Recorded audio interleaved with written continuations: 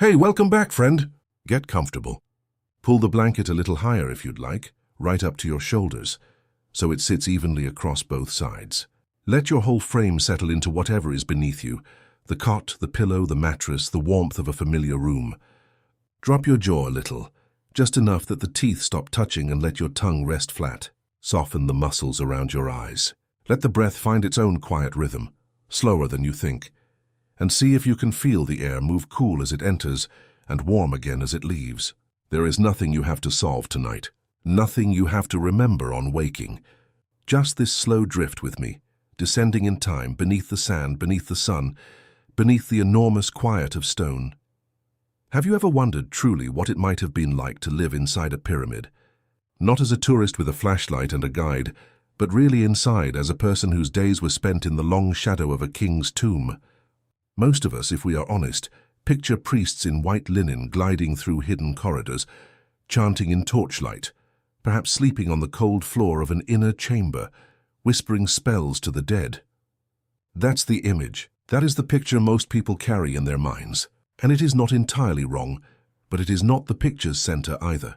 The real secret, you see, is even stranger, even quieter than that. The priests of the pyramids did not, in truth, live inside the pyramids at all. They lived around them. They lived beside them.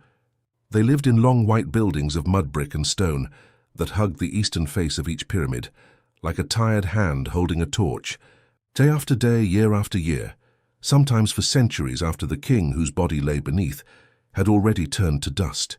In the shadow of the Great Pyramid of Khufu, around 25 and 60 BCE, in the bright heat of the 4th dynasty, this life began. And the closer you look at it, the more it begins to feel less like a religion and more like a long, faithful act of love that just happened to be measured in bread. In linen, in incense, and in breath. Imagine the Nile as it would have been then, somewhere around 2,500 years before Christ. A ribbon of green curling through pale sand, lined with reeds, with riverboats sliding low in the water, with towns of perhaps 5,000 to 10,000 souls sitting close to the banks. Above them, the great pyramids of Giza began to rise, the first of them built across roughly 20 years, with 2.5 million limestone blocks, each weighing on average 2.5 tons, dragged and lifted and fitted until the whole slow mountain gleamed white in the sun. The civilization that built these things was not small. Across the whole valley, archaeologists believe, somewhere between 5 and 10 million people lived their lifetimes, and among them were chosen ones, the Hem-Netcher, the servants of the god, the men who would spend their days making sure the dead king would never go hungry, never go thirsty, never be naked, never be alone in the dark beneath the world. If you're new here, friend, perhaps resting on a quiet evening, I'd be grateful if you'd like the video and subscribe, just so this little voice can find you again on future nights. And if you'd like, drop a comment telling me where you are in the world and what time it is there. I read everyone when I can, and I like knowing whether I'm speaking you into sleep under the moon in Lisbon or under a steady lamp in Ohio. Now, let us step slowly into that long white building beside the pyramid, where the morning offerings are being arranged, and the air smells, even now in memory, of warm bread, of watered beer, of crushed lotus, and of sandalwood being dragged against a wooden block to make a fine, dry powder for the morning incense. The sun would have come up over the desert around 6 in the morning, and with it would come the first procession of the day. Now that you can feel the warmth of that imagined dawn on your skin, let us walk very slowly along the causeway of the mortuary temple of Khafra, the son of Khufu, and slip quietly into the courtyard as the priests begin their work. Picture, if you will, a Wab priest we might call Penwer. He is perhaps 32 years old, with shoulders darkened by the sun and hands softened by years of wiping clean stone. The word Wab in the Egyptian language means pure, and the priests who carried this title were the keepers of purity, the ones whose entire life was filtered through rules of washing, of shaving, of avoiding certain foods, of never touching a woman during her cycle, of avoiding the impurity that the Egyptians believed could travel through the body like a quiet current. Their purity, in a sense, was their honesty. To be Wab was to be trusted with the most delicate thing in the kingdom, the body of a god who once wore a king's crown. So Penwer begins his morning the way he has begun every morning for almost 12 years. He bathes in a tank of Nile water drawn by the temple servants, perhaps mixed with natron. The same salt that would one day be used to dry a corpse. The same salt that you, sleeping now, might use in a modern bath without ever thinking about its long and strange history. He shaves his head and shaves his eyebrows and shaves the rest of his body, so that no hair, no impurity, can interrupt the offerings. He steps barefoot into a fresh linen kilt, bleached white, freshly woven by the temple women the night before. And then he enters the inner chamber, where the cult statue of the dead king stands waiting in the half-light, just below a small shaft that lets the morning sun fall onto the offering table. He carries perhaps 40 loaves of bread, 2 jars of beer, a bowl of sliced beef, 3 onions, a small dish of figs, a folded strip of linen, and a piece of ointment in a small jar of alabaster. Each item is set down with a small spoken invocation. Each gesture is a sentence. Each sentence is a small prayer. The bread is for the ka, the vital essence of the dead king, his spiritual double, his appetite, his breath. The Egyptians believed that the ka could eat, could drink, could smell, could feel, and could continue to exist for thousands of years if it were simply fed. So they fed it twice a day, every day, for centuries. Have you ever thought about what that means? To be loved in absence for 1,000 years? Because that is what the priests of the pyramids were doing, in their slow and silent way. They were loving someone no one alive had ever seen. And here is the part that is strange and a little haunting. The food was eaten. Not by the ka, not really. By the priests themselves. There are tomb inscriptions that record the daily allowance of funerary priests, and one well-known inscription from the nobleman Iridia gives each priest a daily ration of something like 3½ loaves, 2 jars of beer and a cut of meat and greens, almost identical to the offerings laid at the offering table. The implication lingers. The offerings to the dead and the wages of the living were the same basket. The god was fed by being part of the household. Nothing was wasted on a hungry ghost. Nothing was thrown away. Can you imagine that quiet math of devotion, where the sandwich on your plate and the offering on the stone were the same loaf, carried by the same 2 hands? As the morning wears into noon, the air inside the temple courtyard thickens with the smell of incense, being burned in a small brass brazier. The resin, perhaps frankincense imported by trade routes that would one day reach down into Yemen and across into the Levant, was scraped and powdered at dawn. When the small vessel is lit, the courtyard fills with a haze that softens everything. The columns, the offering piles, the priest's white kilt, the edges of strangers' faces. The smell clings to the linen. It stays in the hair. The smell of temple work in Old Kingdom Egypt was the smell of walking through clouds. And so the days would pass, with Penwer and his brothers leaning into this soft smoke, their hands resting lightly on small ceremonial tools, their eyes half lowered, listening for the small whisper of the offering being accepted. Think about that. Next time you light a candle at your kitchen table for the smell of it, you are doing something very old. Toward evening, after the sun tipped past the second pillar of the courtyard, Penwer would return to the linen storehouse and change into evening kilts for the second offering of the day. Perhaps 30 more loaves, more beer, more incense. Just before sunset, in the slow orange light, he would close the temple doors, seal the wooden bolts, breathe out one last time at the threshold, and walk back alone to the long priest's quarters, where a small evening meal was waiting. There is something very tender about this, isn't there? The day ends and someone else's day somewhere else begins to glow. Have you ever watched the sun set and felt your own shoulders drop a little, as if a small weight had been lifted by the sky? And so we move slowly into the next part of the day, which is not a day at all but a ceremony.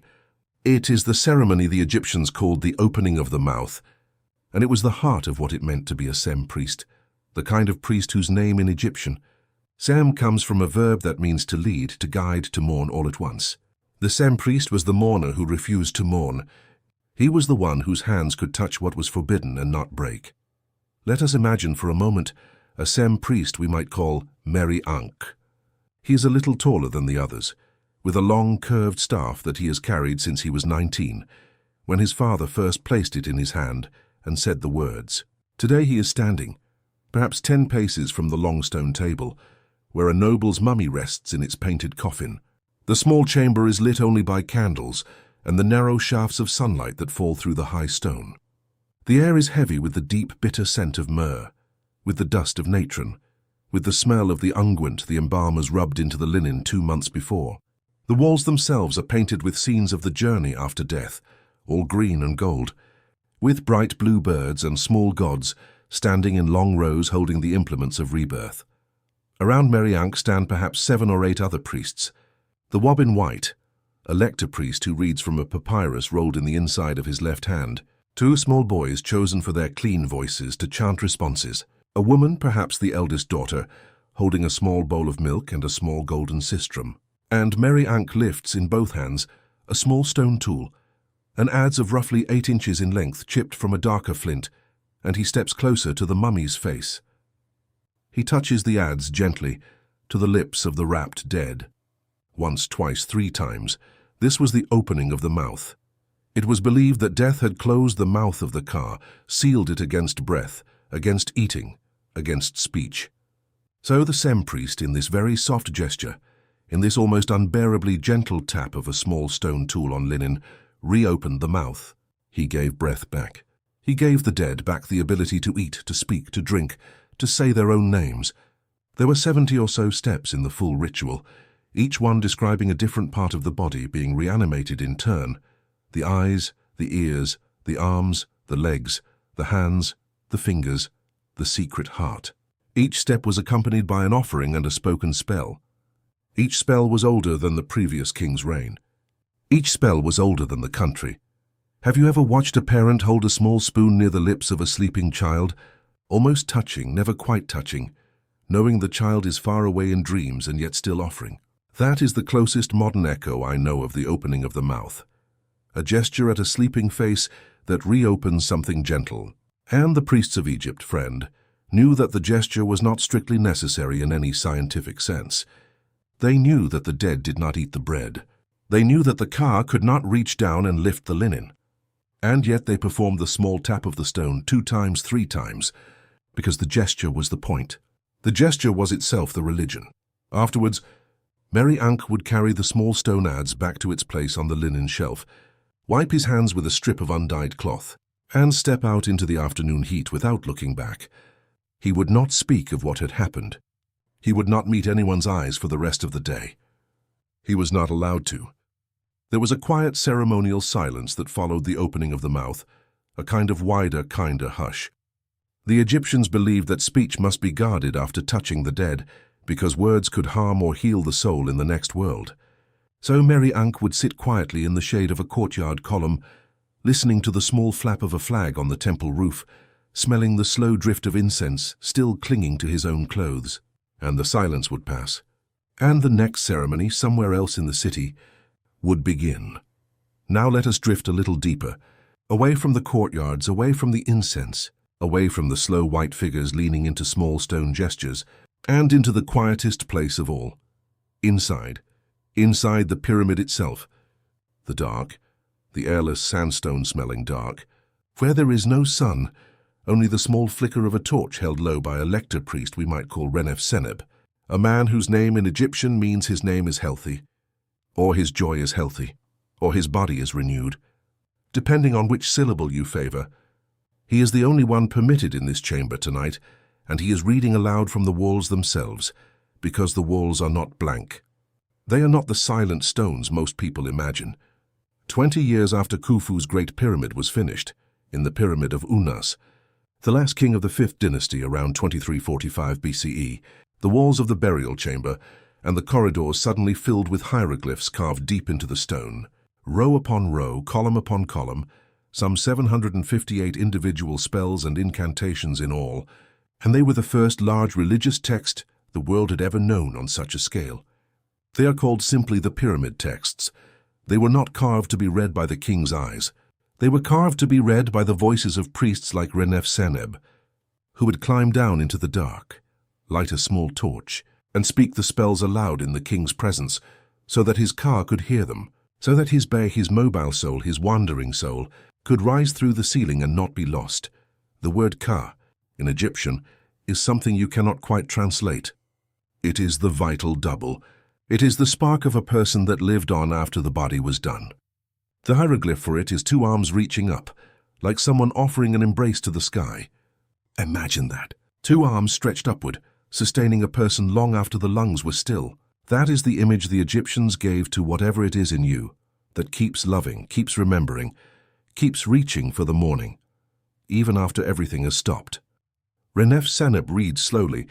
He reads in a low voice, the way you might read a bedtime story to someone just barely listening. The torch pushes shadows against the carvings. The air smells of cedar smoke, of wick oil, of very old dust. His mouth moves in the rhythm of syllables that may have been repeated by granaries of priests for 400 years. And the spells he reads are not gentle things, all of them. There are terrifying ones. There are spells to swallow the great snake of night. There are spells to make stars go out.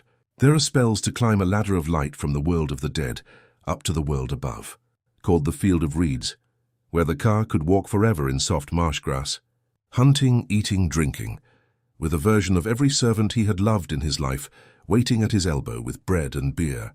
Pharaohs who in life had ordered wars, had ordered executions, had ordered terrible shelters and brutal quarries, were now, in these spells, allowed to be soft, allowed to be small farmers, allowed to be quiet. There is something unbelievably tender in that, isn't there? That even a king who had lived by force was promised in death the dignity of an open field. Have you ever let the soft lamplit ceiling of your own room drift, for a moment, into the imagined dark of a king's chamber, and felt the small flicker of your own breath? Have you ever imagined for just 10 or 12 seconds that the air in your room is somehow the same air that the priests breathed in those long rooms? The same warmth, the same slight movement, the same unspoken sound of a small flame? That is what the pyramid texts were trying to do too. They were trying to make one quiet room in one city sound like the next world, so the Ka would remember how to find its way back. By now the torch has nearly burned down. Renef Seneb reaches the end of the spell he has come to read. He speaks the final syllables one more time, very softly, more to the stone than to the air. He bows his head. He retraces his steps, climbing the low corridor with one hand on the wall, his torch lighting the ancient carvings that no one alive will see again for 60 years. He emerges at the top into a sky that is so bright, after so much dark, that he must close his eyes for a moment and let his pupils find the day. The wind catches the linen of his kilt. The first thing he hears is the small voice of a temple boy with a bowl of water, saying, "Here," and he drinks, and life begins again on the surface of the earth. So we have drifted, slowly, from the morning offerings to the opening of the mouth, to the small torchlit reading of the pyramid texts deep inside the pyramid, where perhaps no one alive could ever see them. And the thing that moves me most when I think about these priests is not how powerful they were. They were, in fact, very ordinary in the larger life of the kingdom. They did not own great estates. They did not rule armies.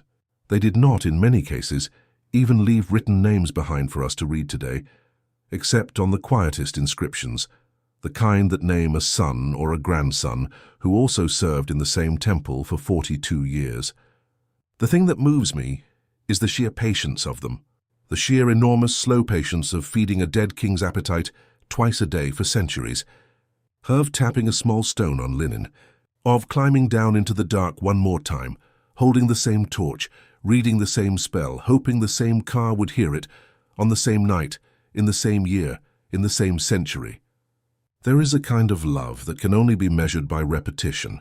There is a fidelity that exists only in the second loaf of bread.